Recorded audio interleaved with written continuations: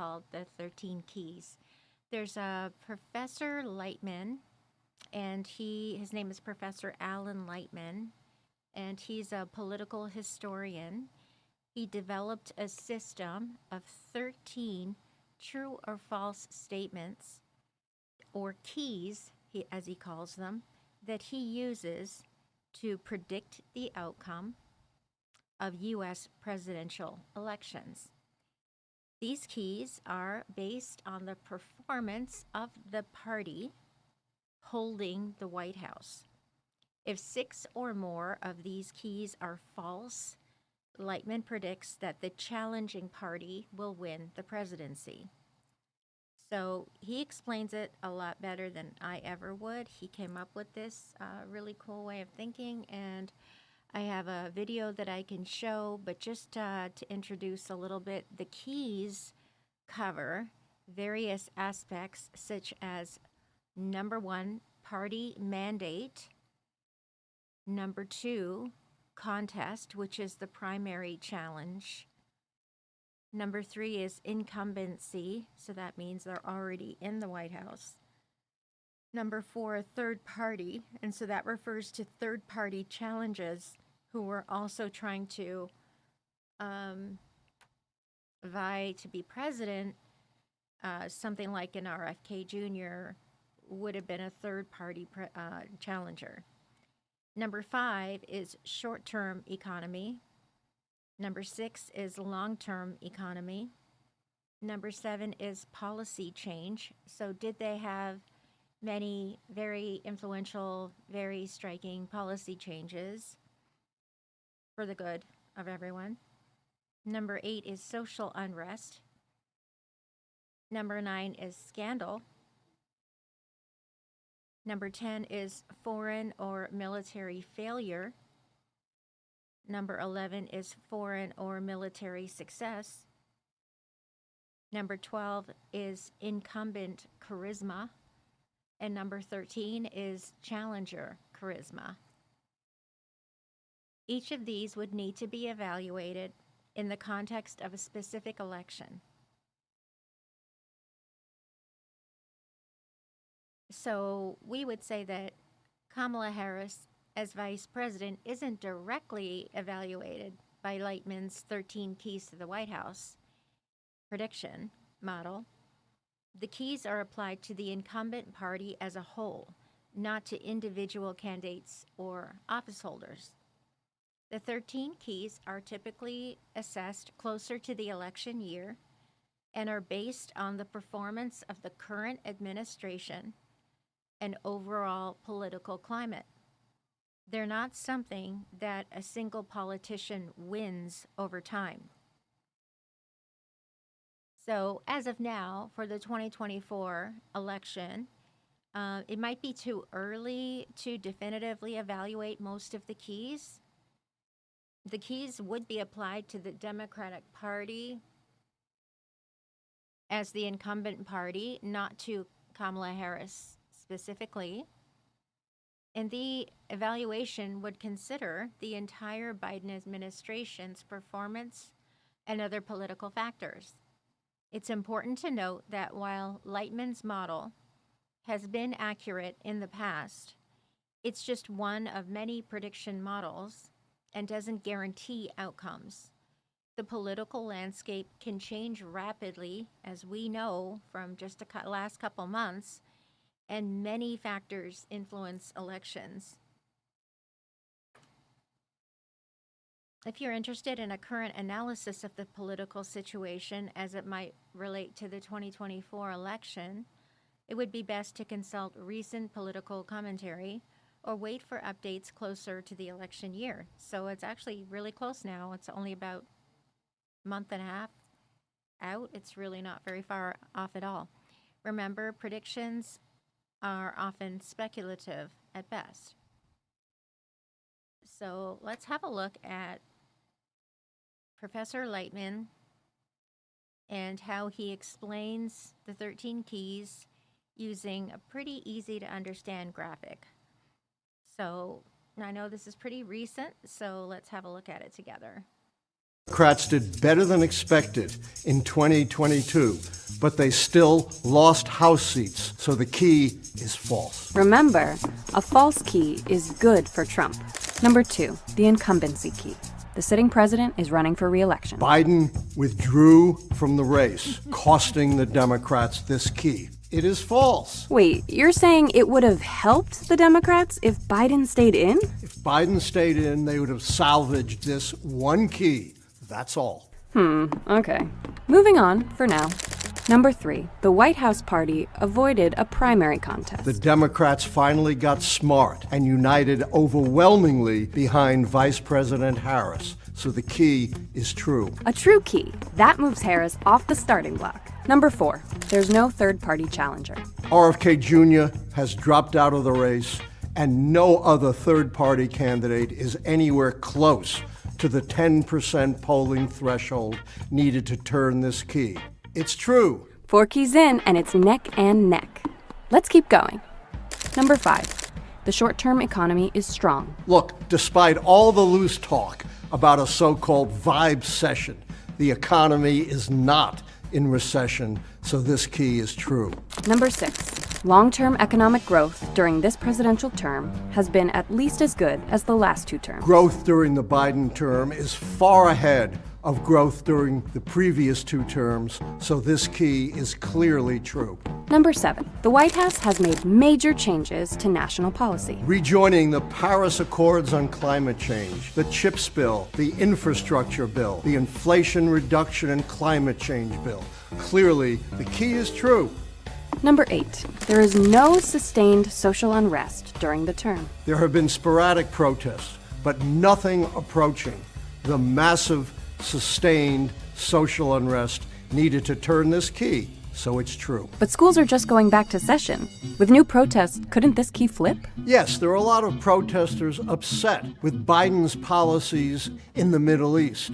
But now with Harris, not Biden, front and center, that has dampened social unrest. Number 9, the White House is untainted by scandal. Oh, my favorite key, the scandal key.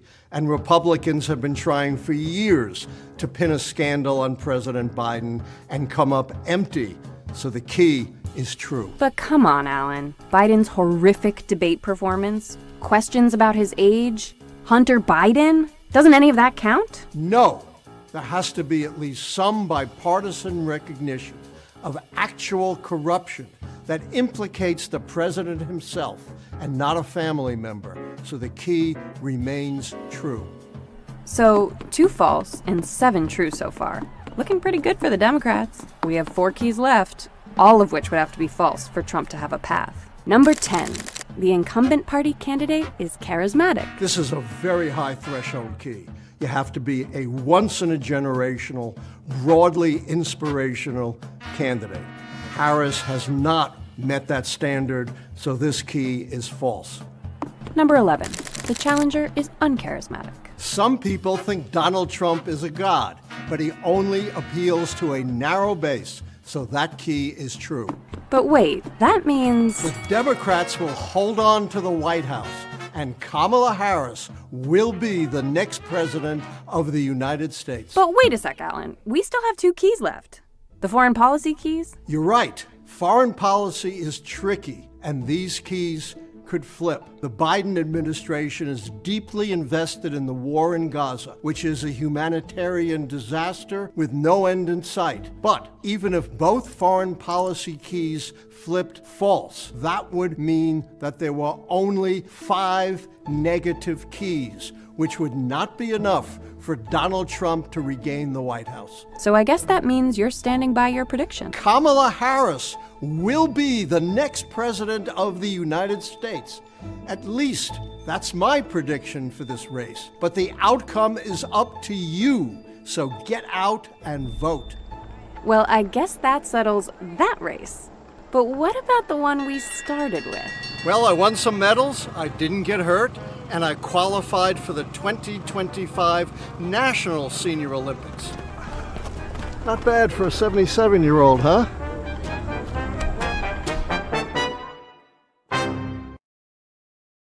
Democrats did better than expected. So that was Alan Lightman talking about the 13 keys. I thought that the graphic was actually a pretty good illustration. One key I disagree with is the incumbent charisma.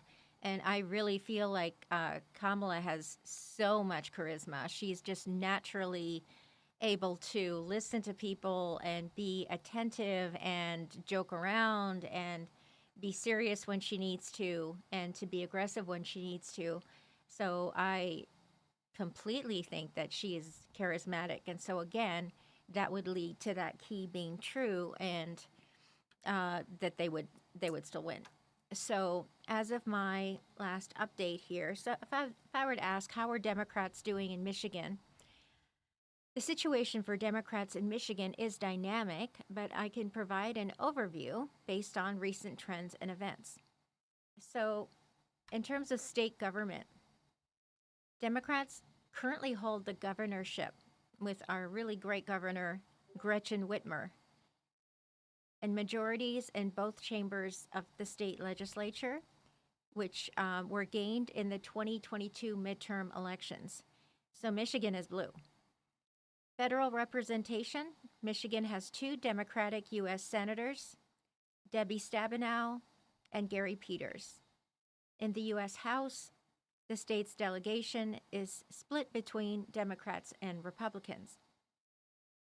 In terms of policy achievements, Democrats have been able to pass several key pieces of legislation since gaining full control of the state government, including expanding voting rights, repealing the state's right to work law, and enacting new gun safety measures. The 2024 outlook, Michigan is considered a crucial swing state for the 2024 presidential election. Its status will likely be closely watched and contested. We have some good people, though, in place, including Jocelyn Benson, who is completely and totally ready for any kinds of improper accusations or any kind of frivolous lawsuits or any of that, because her job is to make absolutely sure that it's a free and fair election, and she is more than ready. She has all kinds of systems set up in place to make sure that it's fair and that it doesn't get sabotaged by the other side. Challenges. Democrats face ongoing challenges related to economic issues, including the auto industry's transition to electric vehicles, which is a significant concern in Michigan. Voter engagement. There have been efforts to increase voter registration and turnout, particularly among younger voters and in urban areas. There's definitely some organizations that people can sign up to do door knocking, to do texting to folks in swing states, to do phone calling. And if you want to be involved, you could just put in Google, kind of like, how can I get involved in the election? You can also look into maybe working at the poll on the day of the election. And you can check with your local town or city clerk to ask about information about if there's available positions. But certainly, put your sign out, be proud, wear the merchandise. And we honestly, if you are in a difficult relationship where you don't feel comfortable voting for Democrats because you have a partner who is very controlling and perhaps narcissistic and maybe psychopathic, remember that the vote that you place is sacred, that's private, and that they never need to know who you voted for. The way I see it, if you are in a tough situation, if you're a single mother or if you're in a relationship where it's very abusive, or you're an older person and you're worried about making enough money, having enough money to make ends meet, if you're someone who has a pre-existing condition and your health is a concern, All of those reasons are excellent reasons to vote Democratic because Democrats keep the Affordable Care Act strong and also will preserve Medicare, Medicaid, and Social Security. None of us can afford to lose all of those things if we have a modest income. So it's very, very important that you look at what is proposed by both sides and make an honest evaluation of what kind of a world you want to live in. You know, have you ever wondered why are the swing states important? The swing states, also known as battleground states or purple states because they're like a mixture of red and blue, are crucial in US presidential elections for several reasons. Number one, the electoral college system. The US, I don't know why, uses the electoral college to elect presidents, not the popular vote. That's ridiculous. Each state has a number of electoral votes based on its population. Number two, winner take all.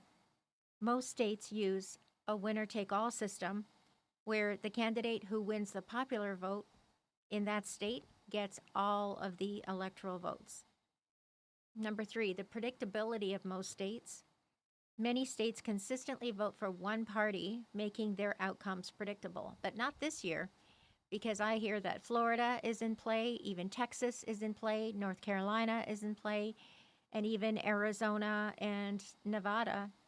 We don't know the outcome until after the election, but I know that we have people on our side who are going to defend the freedom and the fairness of our elections. One of the people being Mark Elias, who's a voting rights lawyer, and he is already involved in making sure that any frivolous lawsuits are tossed out, that we're fighting for the right of underserved, under-resourced populations and people of color and people who just don't feel like they can get to the polling station, that we have the right to vote and that voting can be a simple process and not some horrible, complicated process. So if for some reason you are turned away in a sense at the polls, you don't have to go anywhere. You simply say, I ask for my right to have a provisional ballot as confirmed by law, and they have to give you a provisional ballot. So if you go in and you don't bring your ID with you, or for whatever reason they say, oh, you're not on the voter rolls, you just say, I demand a provisional ballot, which is my right by law. And they have to give you one and they have to let you vote. So I would say that predictability of states is completely off the table right now. It could be any state could be in play, and there's so much support for Democrats, even in Florida, and I've seen in Texas, North Carolina, Nevada, and Georgia, that any one of these states could actually vote Democratic this election. Deciding factor. So swing states, which can go either way, often decide the election outcome.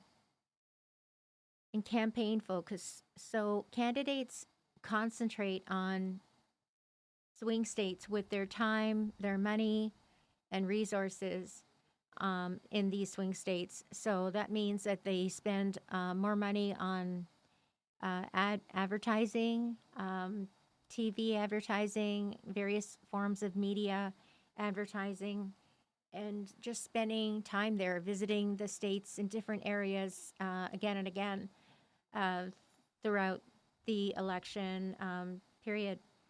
So it does seem to be true.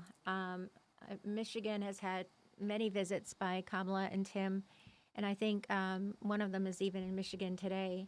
I'd love to be able to go and see them. I don't know how you find out, where they're actually holding, a rally. I'd love to go.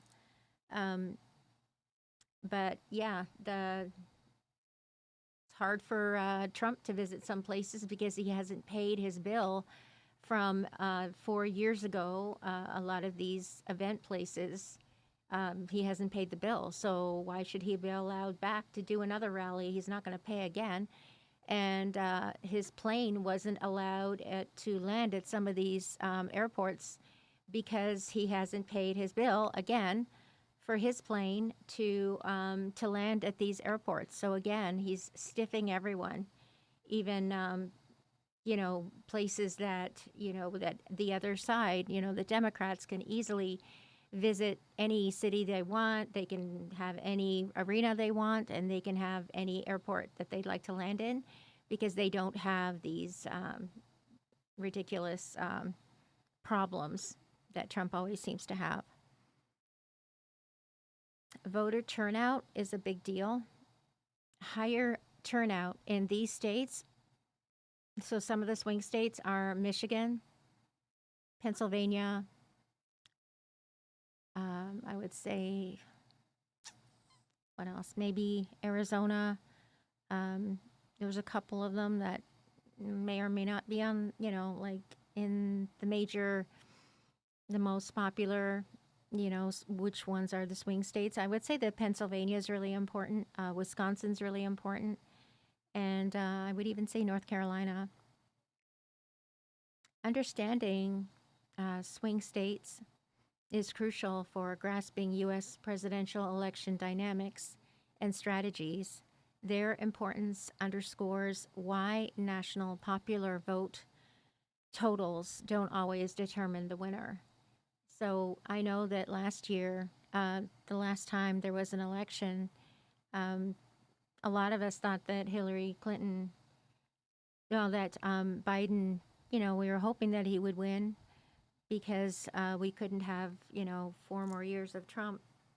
And so it was such a colossal relief for so many of us, even though in January we couldn't really say finally, completely the winner and all that until the runoff elections were completed. So John Ossoff's and Raphael Warnock's runoff elections, they had to be concluded and properly evaluated. And so then that's how we knew that Democrats had the Senate, and we lost the House by a few, but at least we were able to gain the presidency. So Joe Biden had so many messes to clean up because of Trump's mismanagement of so many very far-reaching aspects. So COVID was an absolute mess, with so many people who died unnecessarily because Trump would not act. And it was really awful. Like, there was cruise ships that wanted to dock in Miami, and Trump said, no, let them stay off, in the harbor. We don't want them to land because they're gonna increase our numbers for COVID. How ridiculous. So there was decisions like that were just unbelievably horrible decisions. And I think he just wanted it to go away. He wanted to just say, oh, it'll just go away in the spring because it'll warm up and the heat will kill off the virus, and all these ridiculous things that he would say. And he wanted to ignore, medical expertise. He wanted to just not, give the proper amount of money to have some big companies like GM make ventilators and things like that. So I think GM did help out, but I don't think it was because of Trump. And also, getting masks and hand sanitizer and tests and everything like that, like, out because of the supply chain shortages from the pandemic, that we actually were able to recover really quickly once everything was put in place by Biden. Also, Biden made available COVID testing kits that you could just request them and they would come to your home for testing kits. And I know that a lot of us, have wondered, should we go into work or not? And if you say to yourself, okay, I think you might be able to go in, but then you do a test and you're positive for COVID, then you have to stay home for whatever protocol your workplace has decided on. And so it's good to know if you have COVID or not. And I think that in the early days, it was really difficult because it would have similar symptoms to the flu and things like that. So you wouldn't really know, is this COVID or not? But some people who went from not feeling well to in a few days, they're going into the hospital and they need to be put in a ventilator, like that's really serious and unusual, and it can be fatal. So many people died who had to be on ventilators and then just never went home. And their loved ones had to say goodbye to them from the kindness of nurses who let the person who's on, who's in the hospital say goodbye if they weren't on a ventilator to their family using the nurse's cell phone so that the family could say goodbye to their loved one. Yes, many people who were on ventilators never came off ventilators, and they died because they had to be sedated to go on a ventilator, so they would just never come off, and they would just die. And so that's equally difficult because the family, again, would not be able to talk with them or see them because they'd be in intensive care or critical care, and they would not have a chance to say goodbye. And that's shocking. Just shocking, isn't it, to think of that? I also remember that nursing homes, it was really sad to see that people can be pretty isolated in nursing homes, like they may not be able to see their family. And it was way too dangerous for family members to come and visit people in the nursing homes. So some people who were lucky enough to have a window on the main floor, I've seen some people that would, make signs outside the loved one's window and be able to at least see them and like make them feel happy because they can at least see them. But a lot of people started going on Zoom, and Zoom as a platform completely was there at the right time, and they increased their, in a sense, their bandwidth. They were able to accommodate the numbers of companies and individuals, families who would be able to communicate through Zoom. And it was wonderful to at least be able to have like a conversation with someone, even if it's over Zoom, because so many of us were alone and isolated. So really amazed at the company Zoom, who were able to ratchet up their offerings so that they could be ready to meet the unprecedented demand for their services.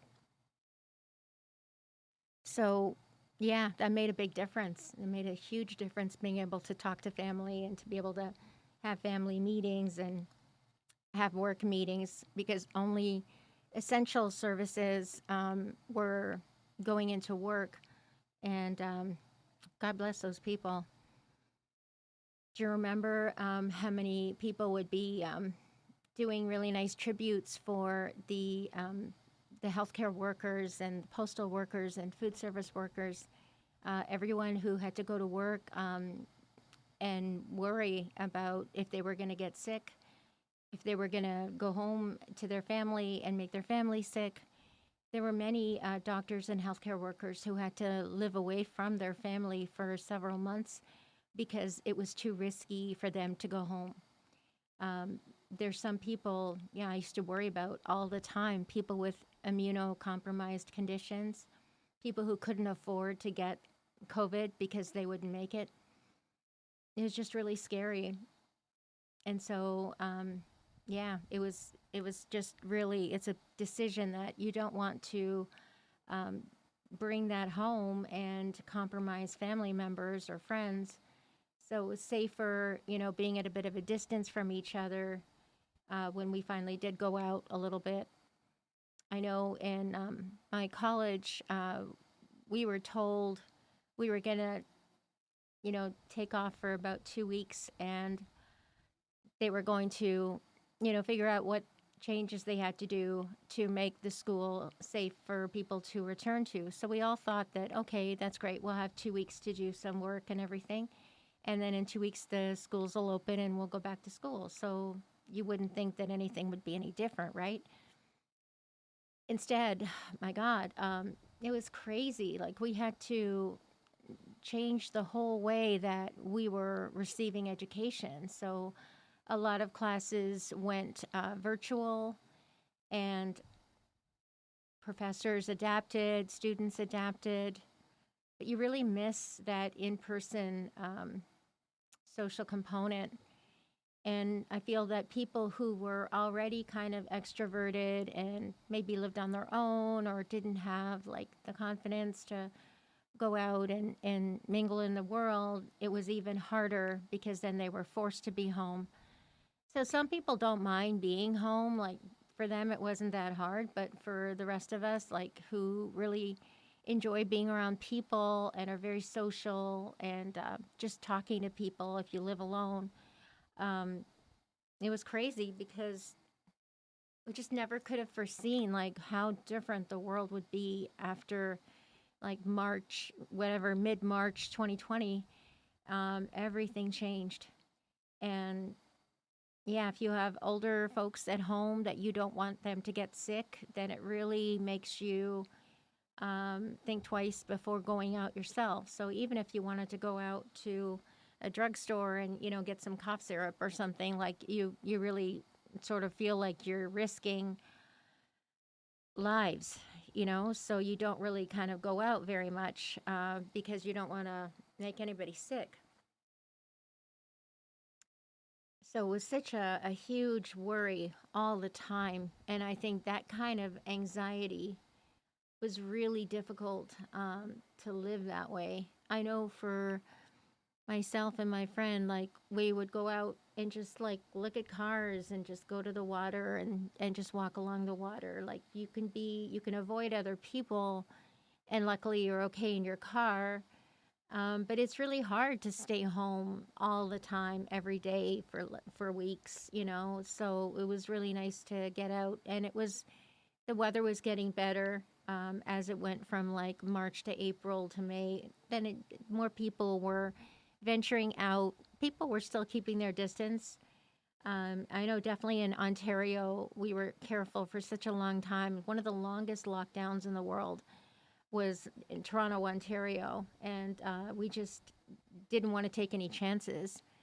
I remember Justin Trudeau would be in front of his residence, and he would give a daily report on how things were going.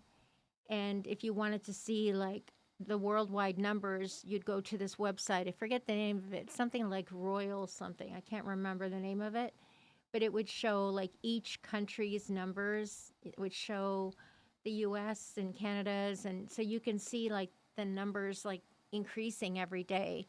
And it was really something to see that, because it just made you have the sense of dread and fear, because you think, oh my gosh, is this the way it's going to be like for the rest of our lives? Like, what's our future going to be like, right? So it was really a stark reminder of how many people were suffering all over the world. And the numbers were just in the millions. It was unbelievable. So there were some really renowned doctors who would come on every day. There was a Dr. Campbell, I think, from, not sure if he was British, but he would have a show every day, and he would talk about different things and give really good, information and advice, because you'd have to be very careful about who you got your advice and information from, because some stations are blatantly untruthful. And so you don't want to get your news from Fox News, because they were sued for being absolutely disinformation, billions of dollars, and they're still on the air. It's unbelievable. So I really feel that everyone, we all really appreciated our families because of how precious life became. It made you really rethink, for some people, they were home for a while, so they would maybe think, oh, you know what, let's do this renovation or let's do this project because we're home and we don't have anything to do. So, let's do this renovation or remodeling. So a lot of people started doing home projects, and so then the cost of like home supplies and things like that like went up. Like there was the cost of lumber and things like that went up because there was demand. There was always people who had to, still go into work. And I know that there were many travel nurses who would fly to places that really, really needed them to help that hospital or that healthcare facility um, deal with the numbers of people who were sick. People like postal workers and like grocery store workers and police and community heroes had to go in, and I can imagine how worried they were coming home to their families.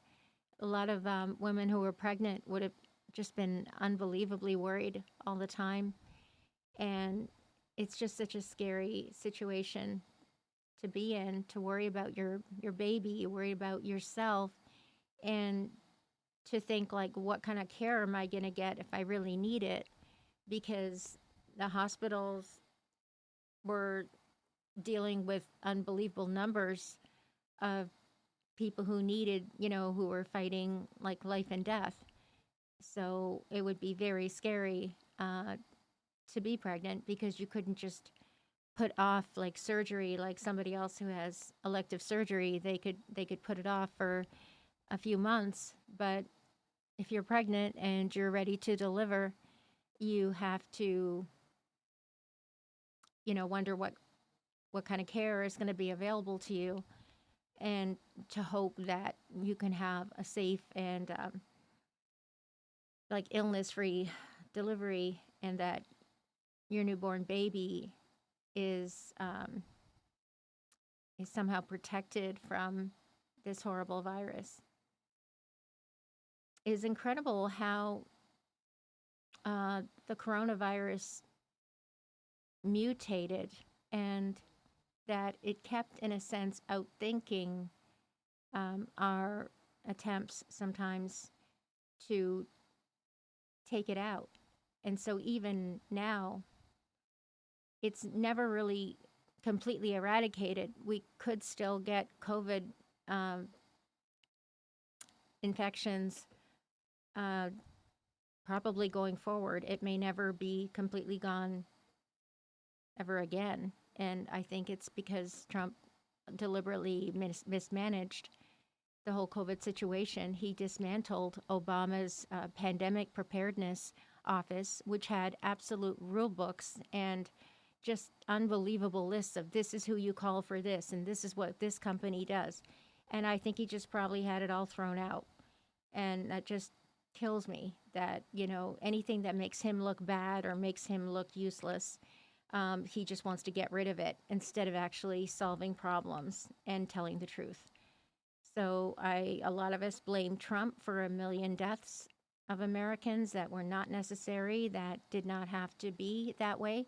And so many people believed him when he lied about what they should do to be safe. And he got good care when he contracted COVID, but again, used it as a political stunt. And he got good care. So good for him. It's incredible, though, like how much the world changed, and especially in education. I feel like a lot of young children who were in school, they had gotten used to routines, they'd gotten used to the way that, teachers had expectations of them, and they would come to school, and a lot of them would just, do their work and hang out with their friends, and they would just have a normal kind of school life. When the schools were closed because of COVID, a lot of the kids, they were not adhering to any kind of schedule or any kind of routine. A lot of kids would just play video games and do whatever they wanted, at any hours that they wanted to. And parents were just trying to deal with the stress of going into work or not, and just worried about, their parents and having enough food to eat and all that because of the supply chain issues. And so a lot of kids got out of their established routines, and parents weren't really equipped to teach the kids uh, the way that teachers had. So a lot of that discipline and expectation and just the feeling of, this is what we do and this is how we do it, a lot of that was lost over the pandemic, and kids generally lost a year or year and a half of in a sense, school because their reading and math and science knowledge, their scores dropped, and still there's repercussions from the kids not really being taught by professional teachers. And so it's really hard. Those couple of years, the kids who were graduating, I felt sorry for them because they couldn't have a prom, and there were many sporting events and or extracurricular events that they missed out on because they weren't able to go to school at all. So I do feel sorry for the kids that never had a prom, and I wish that there was a way that maybe the next year that everything was okay. I wish that they could have given everyone who missed it that they would also have a prom, because it is something that you always remember. And I really feel like those kids really got kind of ripped off because just being in person and, being in classes and talking with your friends, and, that it's just such a big part of children and teens' life, that for them to lose all of that is really difficult. I also feel really sorry for kids who lived in abusive homes, that they were locked with their abusers. A lot of women were genuinely scared because they wouldn't be able to leave. Like, they had to stay home, and it was the worst possible situation if they were living with a psychopath, if they were living with a cruel narcissist, because they wouldn't be able to escape the stress and the unsafeness of their own home. So there's a couple of people that I used to really worry about, like how are they getting through, because, they couldn't leave. So I just feel bad for some people. I know in nursing, they couldn't teach skills, so it's not at all the same thing if you can't go into a lab with other student nurses and practice skills. You can't just take somebody's blood pressure who's there, because if you live alone, whose blood pressure are you going to take? You don't get that practice. You don't get the skills, you don't feel comfortable. And so even the testing that year, we would not actually in person have any way of learning from an instructor how to do a skill. We would just watch it on a YouTube video, or they would film themselves doing the skill with one of their family members. It's not the same thing at all of learning in a classroom with a teacher, with classmates, that you can all ask questions and practice. And sometimes, if you're doing something incorrectly, the teacher's right there to see it and correct you. And so that was really strange. I would imagine that nurses who became qualified during the course of the pandemic had a lot less practice at really important skills than nurses that had graduated when classes were still going on normally. So as a result, instead of having hundreds of hours of practice, you would maybe be passed along to, become a nurse and to work in a hospital or somewhere, and you wouldn't have the training that you needed. You wouldn't have the knowledge and the experience and the muscle memory, frankly, because you have to learn how to do these things, to take someone's blood or to take someone's, pulse or count respirations. You can only really do that in person. And, to miss out on those labs and those practice sessions, there's no replacing it. There's no way that you can just go up to somebody and say, "Hi, can I please evaluate your skin for, turgor or whatever?" Like you can't just go up to somebody because it's just you need to have like a safe environment where other nurses are expecting to have, different skills practiced with each other, right? So I feel that was really hard. I can't imagine. I mean, doctors and nurses, I think many of them were kind of thrown into situations because the hospitals were so short-staffed that they'd have to work, and they would have to work for days on end because there's so many patients who needed care, critical care. So instead of like a nurse having, say, 4 days on and 3 days off, they would be working 12 days in a row with no time off. Like doctors, can you imagine trying to make like decisions about someone's life and death with being completely sleep deprived and perhaps even not well yourself? I can imagine that it's very likely that doctors and nurses would get COVID because of working so closely with patients who had it. That would further diminish the ranks of who is going to be able to work. So it was just a horrible situation. There weren't enough nurses and doctors as it was. But then in this situation, there were so many more patients and so many more serious, critical patients that needed a lot more care, that had a lot more complex, comorbid conditions, and that they would lose people because there wouldn't be enough staff to literally take care of everyone.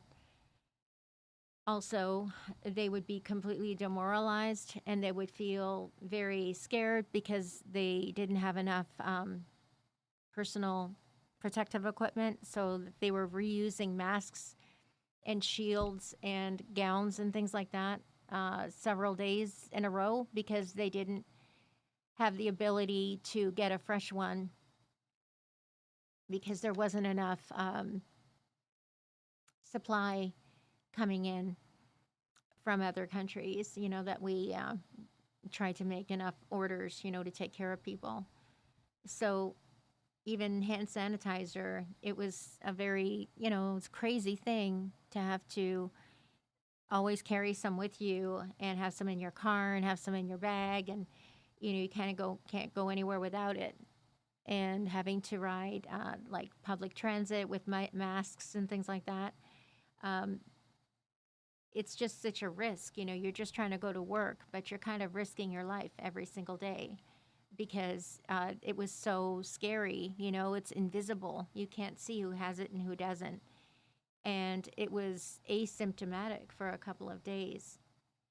So, like, it was just such a crazy time. It was so scary and it was very depressing. So, people who had depression, it must have been so much worse. And, hopefully there would be some telemedicine where people who needed therapy could talk to a therapist.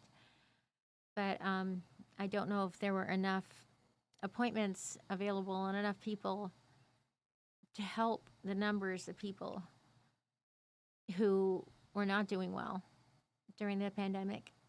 And there may have been many who didn't get the help that they needed. Still to this day, I really feel like that those 2 years were just really difficult for everyone.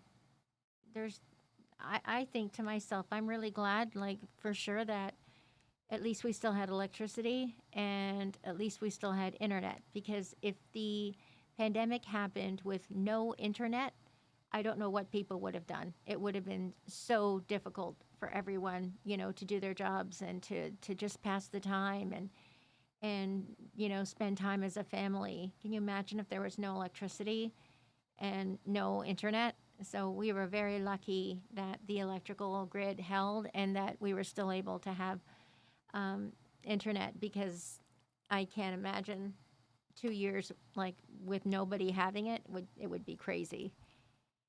So yeah, I just think about things like that sometimes, and I just feel like, wow, at least we made it. At least we were able to survive that time.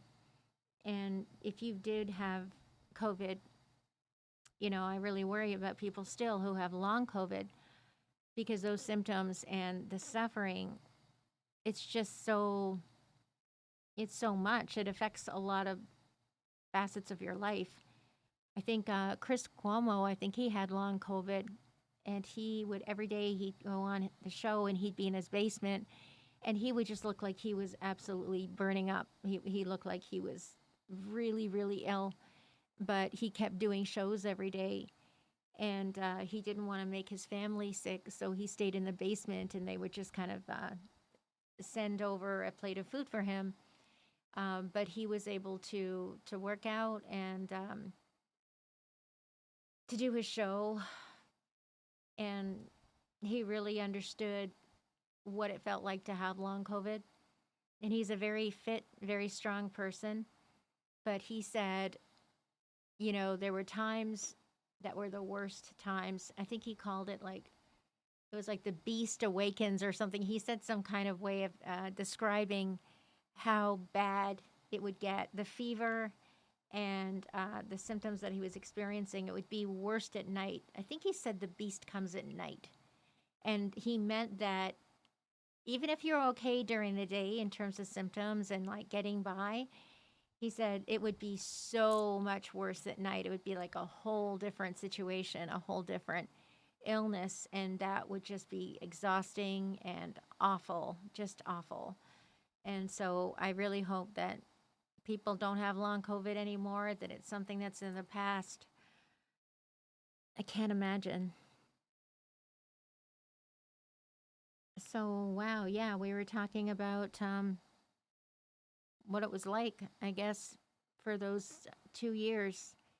And I'm very grateful for being able to stay healthy and to kind of have some fun, in my life, just a little bit.